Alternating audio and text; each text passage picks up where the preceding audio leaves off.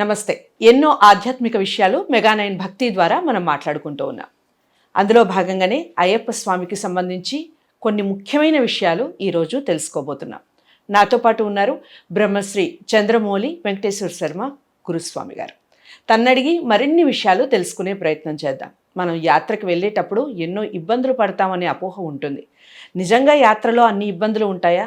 అసలు అయ్యప్ప మాల ఎవరు ధరించాలి, ఎందుకు ధరించాలి, ధరించిన తర్వాత ఎలాంటి ప్రతిఫలం దక్కుతుంది, ఈ విషయాలన్నీ కూడా వివరిస్తారు. ప్రతి పాయింట్ని నోట్ చేసుకోండి.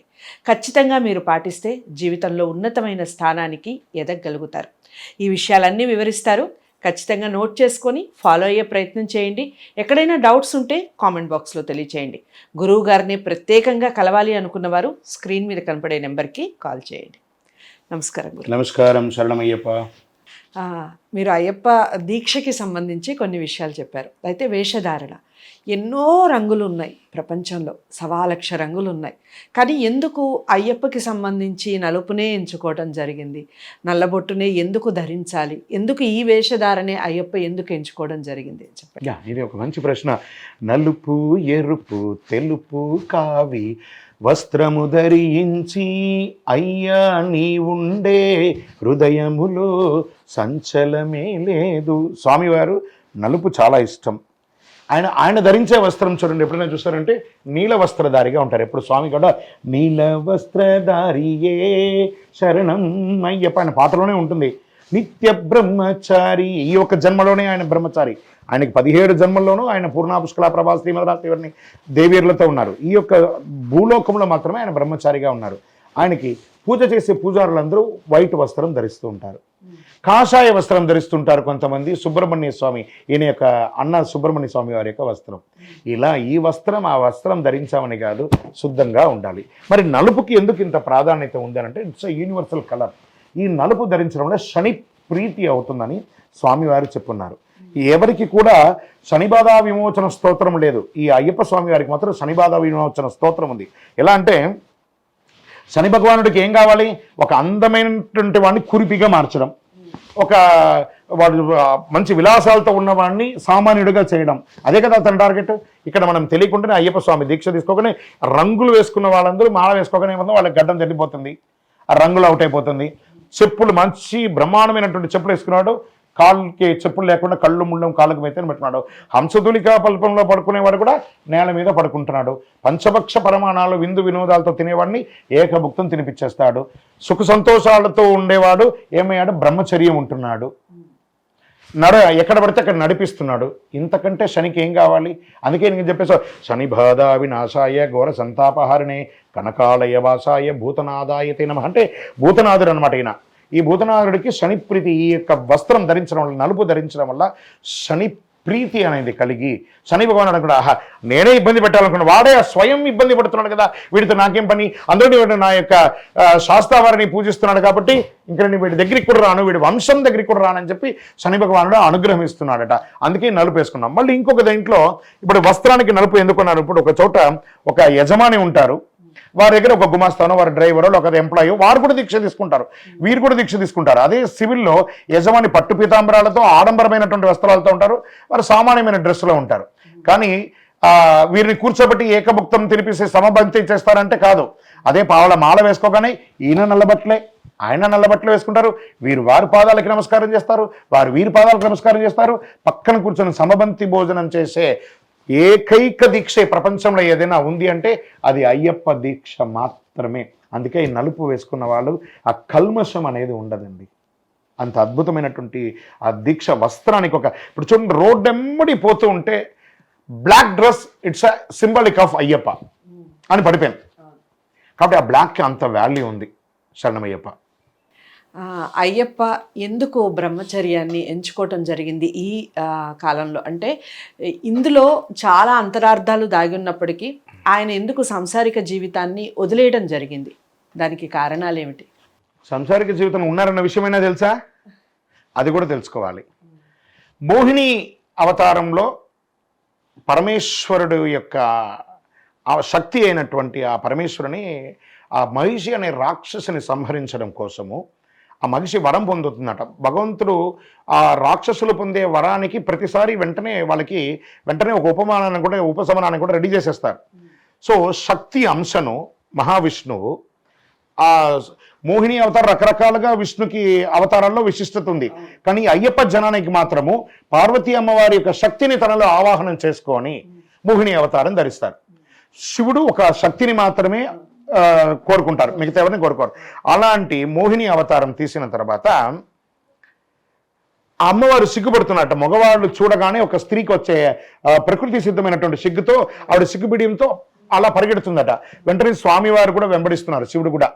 వీరి ఇరువురు కూడా ఒక చోట నిలబడతారు. వెస్టర్న్ ఘాట్లో ఆ యొక్క ముహిర్ధవన్ మలై అనే ఒక ప్రదేశం, అదే ఇప్పుడు కేరళ రాష్ట్రంలో ఉన్నదంతా కూడా వెస్టర్న్ పశ్చిమ పనుమటి కనుమలు అంటారు చూసారా, అలాంటి వీళ్ళు పరిగెట్టిపోయి ఒక చోట నిలబడతారు. దట్ ఈస్ కాల్ ముహిర్ధవన్ మలై అంటారు. ఈ ముహిర్ధవన్ మలైలో వాళ్ళు నిలబడుకొని ఉండగా, మనం జనరల్గా ఇప్పుడు మనం ఏసీ వేసుకున్నాం, లైట్ అంతా వేసుకున్నాం, ఒక్కొక్కసారి ఏసీ లేకపోతే మనకు కూడా ఒక రసాయన మార్పిడి వస్తుంది, చెమట. అలాగే వాళ్ళు పరిగెడుతూ ఉండగా వాళ్ళకి కూడా చెమట వచ్చింది. ఆ చెమట కింద పడకుండా మోహిని అవతారంలో శక్తిగా ఉన్న రూపంలో ఉన్నటువంటి అమ్మవారు తన అరిచేతిని ఇలా పెడుతుంది, శివుడు తన యొక్క అరిచేతిని ఇలా పెడతారు. వారి ఇరువురి యొక్క చెమట బిందువు రేణువు ఆ చేతిలో కలవగానే మణికంఠుడు ఉద్భవిస్తారు. అదే స్వామివారి యొక్క ఆవిర్భావం. అందులో నుంచి ఒక చిన్న జారు కింద పడుతుంది, అదే పంబా నది. వెంటనే మోహిని అవతారం యొక్క పని అయిపోయింది కాబట్టి అమ్మవారు తన మెడ మీద ఉన్నటువంటి మణిహారాన్ని స్వామివారికి వేసేసి తన వైకుంఠానికి వెళ్ళిపోతారు. వెంటనే వైకుంఠానికి తీసుకొచ్చేస్తారు. శివుడు యొక్క భార్య శక్తి కదా, తనకు తెలుసు కదా తన పిల్లడే. ఏమండి మరి మన పిల్లవాడిని మనం తీసుకొచ్చాం కదా, మనకు 3 పిల్లలు అయిపోయారు. మొదటి వాడికి ఏమో ప్రమదగణాన్ని ఇచ్చేశారు, రెండో వాడికి ఏమో దేవగణాన్ని ఇచ్చేశారు, మరి ఈ 3వ వాడికి ఏమి ఇస్తారు ఆస్తి ఇవ్వాలి కదా. అంటే నేను భూతనాథుని కాబట్టి ఈ రోజు నుంచి భూత ప్రేత పిశాచ బ్రహ్మ రాక్షస యక్షగంధర్వ ప్రేరిత విచార కృతిలోక ప్రతిబంధక ఈ భూతగణాన్ని అతనికి ఇచ్చేస్తున్నానని ఆ రోజు మొదలైంది ఆ శ్లోకం. భూతనాథ సదానంద సర్వభూతదయాపర రక్ష రక్ష మహాబాహు శాస్త్రే తుభ్యం నమో నమః అని స్వామివారి యొక్క శ్లోకం వచ్చేసింది. ఇంకా వారు చక్కగా కైలాసానికి తీసుకెళ్ళిపోయారు. స్వామివారి అవతారాలు తీస్తున్నారు. 17 అవతారాలు తన భూలోక అవతారానికి అంటే ముందు 17 అవతారాలు ఉన్నాయి. మరి దీనికి ఏమైనా ప్రమాణం ఉందా? ఈయన మీరు అడిగారు చూసారా, తన యొక్క అన్నిటినీ వదిలేసి ఇక్కడికి వచ్చారని. మరి ఈయన ఎవరు? అసలు దీనికి ప్రమాణం ఉందా, వేద ప్రమాణం ఉందా అని చెప్పబడితే వేద ప్రమాణమే చెప్పబడిందట. ఏం చెప్పారు ఈయనకంటే, ఈ భీష్ముల వారు అంబుసైనం మీద పడుకుని ఉండేటప్పటికీ ఈయన మీద చెప్తున్నారు, ద్వాపరయుగం అయ్యి కలియుగం రావడానికి ముందు అజో దుర్మర్శన శాస్త విశ్రుదాత్మాసురారిహ. విష్ణు సహస్రనామంలో 22వ శ్లోకంలో చెప్పబడింది 2వ పంక్తిలో. శాస్త అనేవారు భూలోకంలో బ్రహ్మచారిగా రాబోతున్నారు. శాస్త అంటే శాసించేవారు. దీని మరి వేదంలో ఏమన్నా చెప్పబడినారు, ధాత విధాత పరమోద సంద ప్రజాపతి పరమేష్ఠి విరాజా ఆస్తోమాచందాగిం చనిహిదోమ ఆహురై తస్మై రాష్ట్రమభిసన్నమామ అభ్యావర్ధత్వముపమేత శాకమయుగం శాస్తాధిపతిర్వోస్తు. ఈయన పేరు అయ్యప్ప కాదు, అయ్యకు వెంకటయ్యకు శివప్పకు పుట్టారు కాబట్టి అయ్యప్ప అనే ఒక నిక్ నేమ్. కానీ ఈయన పేరు శాస్త. ఎలా ఈ శాస్త ఈయన ఏమేమి పెట్టారు? అయ్యనారప్ప శాస్త, కాళశాస్త, వీరశాస్త, కిరాత శాస్త, క్షిప్రు శాస్త, భూశాస్త, ఆకాశ శాస్త, కళ్యాణవర్ధ శాస్త, జగన్మోహన సుందర శాస్త, కిరాత శాస్త, తర్వాత సంతానదాయక గోత్ర శాస్త, కళ్యాణ భరత శాస్త, పూర్ణాపుష్కళా శాస్త, అజారూఢ శాస్త, శిల్పశాస్త్ర, యోగ శాస్త్ర, అపూర్వ శాస్త్ర, లాస్ట్కి ఆఖరి యొక్క అవతారమే శ్రీ ధర్మశాస్త్ర ఇన్ శబరిమల. ఇన్ని అవతారాల్లోనూ ఆయనకి దేవేరులు ఉన్నారు. ఒక్కొక్క అవతారంలో దేవేరులు పూర్ణ, పుష్కల, ప్రభ, శ్రీమదన, శ్రీవర్ణిని అనే 5 దేవేరులు ఒక్కొక్క అవతారంలో ఉన్నారు. శుభకీర్తి అనే ఒక దేవి తనను గాంధర్వ వివాహం చేసుకున్నట్టు కూడా భూతనాథోపాఖ్యానంలో చెప్పడం జరిగింది. స్వామివారికి ఒక సుపుత్రుడు కూడా ఉన్నాడు, సత్యగను అనే ఒక కొడుకు. ఇవన్నీ కూడా మనం నిత్య పూజలో డైలీ చెప్పుకుంటూ ఉన్నాం. ఎలా అంటేనే స్వామివారికి కొడుక, ఈయనకి పెళ్ళే కాలేదు, మరి ఈయన కొడుక అని వెంటనే ఒక క్వశ్చన్ వస్తుంది. భూలోకంలో మాత్రమే ఆయన బ్రహ్మచారి, గత అన్ని దాంట్లోనూ ఆయన గృహస్థులుగా మనం డైలీ చెప్పుకుంటున్నాం. హరివిరాసనం పాడుతున్నాం కదా, అందులో ఏం చెప్తున్నాం? ప్రణయ సత్యకం ప్రాణనాయకం ప్రణద కల్పకం సుప్రభాంచిత. అంటే ప్రణయాదేవికిను స్వామివారికి పుట్టినవాడు సత్యగన్. ఆ సత్యగన్ అనేవాడే స్వామివారి యొక్క సుపుత్రుడు అని చెప్పారు. మరి మనం ప్రతిరోజు శ్లోకంలో కూడా పూర్ణాపుష్కల నాదనే శరణమయ్యప్ప చెప్పుకుంటున్నాం కదా. మళ్ళీ మన అవతారాలను కూడా ప్రతిరోజు అష్టోత్తరం చెప్పుకుంటాం. మహాశాస్త్ర, విశ్వశాస్త్ర, కాలశాస్త్ర, వీరశాస్త్ర, యోగశాస్త్ర, క్షిప్రశాస్త్ర మనం చెప్పుకుంటున్నాం. అష్టోత్తరం ఇవన్నీ మనం చెప్పుకుంటున్నాం, మనకు తెలియకుండానే జరిగింది. మరి స్వామివారు చేతులు పుట్టారు కదా, దాన్ని కూడా మనం చెప్పుకుంటున్నాం ప్రతిరోజు. ఎలా? క్షిప్ర ప్రసాద నిరతం శాస్త్రారం ప్రణమామ్యహం. క్షిప్రం అంటే ఇలా స్వామివారు చేతులలో పుట్టారు. ఇలా పుట్టినటువంటి స్వామి భూలోకంలో మగిషి అనే రాక్షసుని సంహరించడానికి కోసం ఆయన బ్రహ్మచారిగా మళ్ళీ ఎత్తాల్సి వచ్చింది. వారిని ఒక చిన్న పసిబాలుడిగా అక్కడ పంబానది తీరంలో శివుడు పెట్టడం, తర్వాత దాన్ని పందల రాజా గారు స్వామివారిని తీసుకుపోయి పెంచుకోవడం, గురువాసనలు చదివించడం, విద్యలు నేర్పించడం అన్నీ అయిపోయి ఈయన అడవికి వెళ్ళడం అనేది ఈయన యొక్క అలవాటు. దానికి ఒక నాటకం కావాలి కాబట్టి స్వామివారి క్రియేట్ చేసినటువంటి నాటకమే అమ్మకు తలనొప్పి వచ్చింది. ఆ తలనొప్పికి పులిపాలే మందు అని చెప్పి ఒక దిస్ ఆల్ ఎవ్రీథింగ్ స్వామివారి యొక్క లీలలో. వెంటనే ఆ ప్రకారం ఎవరైనా పోతారంటే అడవికి ఎవరు పోరంటే తను బయలుదేరతాడు. తను బయలుదేరి వెళ్ళి ఆ మగిషి అనే రాక్షసుని సంహరించేస్తారు. అప్పుడు ఈయన అడవికి వెళ్ళగానే నారదుడు వచ్చి చెప్తున్నాడు, హే మణికంఠ, నువ్వు పుట్టినటువంటి వృత్తాంతం ఈ యొక్క భూలోకంలో ఆసనమైంది. మగిషి అనే రాక్షసుని సంహరించడానికి నువ్వు వచ్చావనగానే ఆ మగిషిని సంహరించడం, వాడు ఎదురుపడడం, ఆ యుద్ధం అంతా అయిపోవడం, అవన్నీ మనం తర్వాత ఎపిసోడ్లో కథగా అన్ని మొత్తం స్వామివారి సంపూర్ణ చరిత్రను చెప్పుకుంటాం.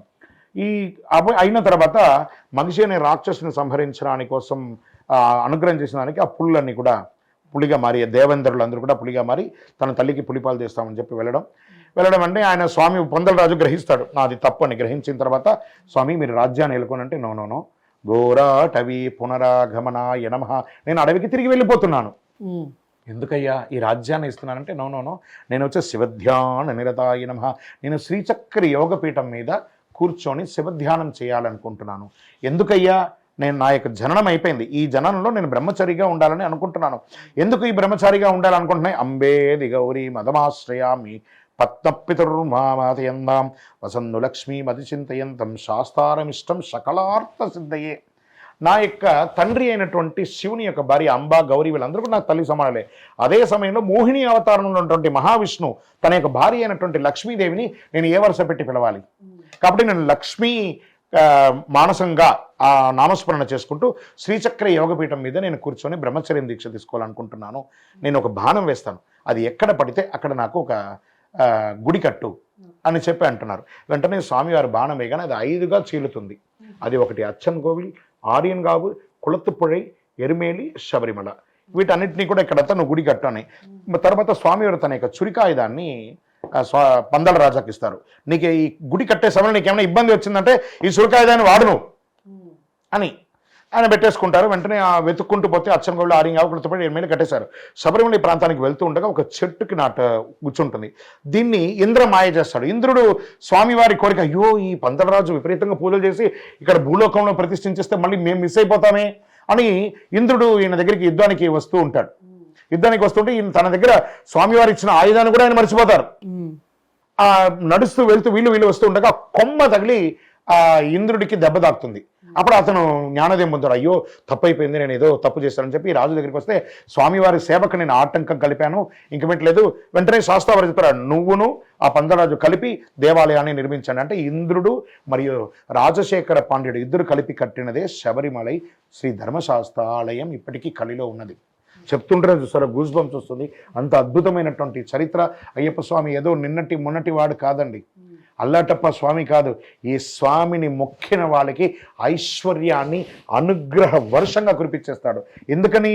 ఆయన వసన్ను లక్ష్మీ మది చింతయంతం.